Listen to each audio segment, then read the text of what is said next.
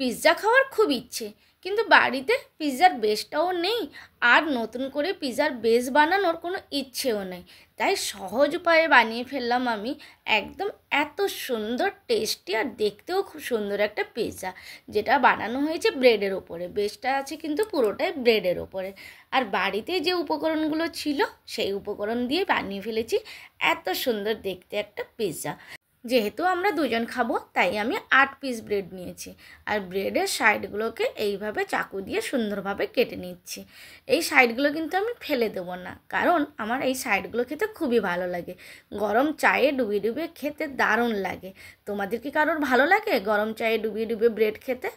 তো যাই হোক, আমি সাইডগুলোকে আলাদা করে রাখলাম, একটা টিফিন ডাব্বায় রেখে দেবো, পরে খাবো। তো ব্রেড দিয়ে কিভাবে পিৎজা বানালাম এত সুন্দর পিৎজা তোমাদের সাথে স্টেপ বাই স্টেপ শেয়ার করছি, সঙ্গে থেকো, ভালো লাগবে আশা করি। তো প্রথমে আমি বেলনি দিয়ে বেলে নেব ভালো করে, যাতে একদম সমান হয়ে যায়। কিভাবে বেলে নিচ্ছি সেটাও তোমাদের সাথে শেয়ার করব, একদম সহজ উপায়ে, নতুন উপায়ে বানাচ্ছি। এইভাবে বানালে কিন্তু যে কেউ পিৎজা ব্রেড বানাতে পারবে। তো যাই হোক, আমি 8টা ব্রেডকে এইভাবে বেলে নিলাম এবং তারপরে পেঁয়াজ আর ক্যাপসিকামকে এইভাবে চৌকো চৌকো করে কেটে নিচ্ছি এবং পেঁয়াজের যে পেটালসগুলো থাকে সেগুলোকে ছাড়িয়ে নিচ্ছে। আর হ্যাঁ, সমস্ত কিছু কিন্তু করছে আমার ছেলে, আমি শুধুমাত্র তোমাদের সাথে শেয়ার করছি আজকে সমস্ত কিছু। যেহেতু যে কেউ বানাতে পারবে এই পিৎজা, তাই ছেলের উপরে দায়িত্ব, ওই বানাচ্ছে। তো যাই হোক, ক্যাপসিকামকে দেখো ছোটো ছোটো করে কেটে নিচ্ছি। আর হ্যাঁ, যেহেতু আমি একটু অন্যভাবে বানাচ্ছি তাই ক্যাপসিকামকে একদম ছোটো করে দিয়েছি। তো কি লাগছে, যেহেতু পিৎজা তো চিজ তো অবশ্যই লাগবে, আর তার সাথে পিৎজা পাস্তার একটা সস পাওয়া যায়, ওটা নিয়ে এসেছিলাম, এবং রেড চিলি ফ্লেক্স, এটাও বাড়িতে ছিল, সমস্ত কিন্তু আমাদের বাড়িতেই ছিল। অরেগানো, এটাও বাড়িতেই ছিল, আর তার সাথে বাটার। আমি নিজের মতন করে বানাচ্ছি তাই অবশ্যই আমি একটু বাটার দেবো। তো এবার কিভাবে বানাচ্ছি একটা করে স্টেপ বাই স্টেপ শেয়ার করছি, চলো।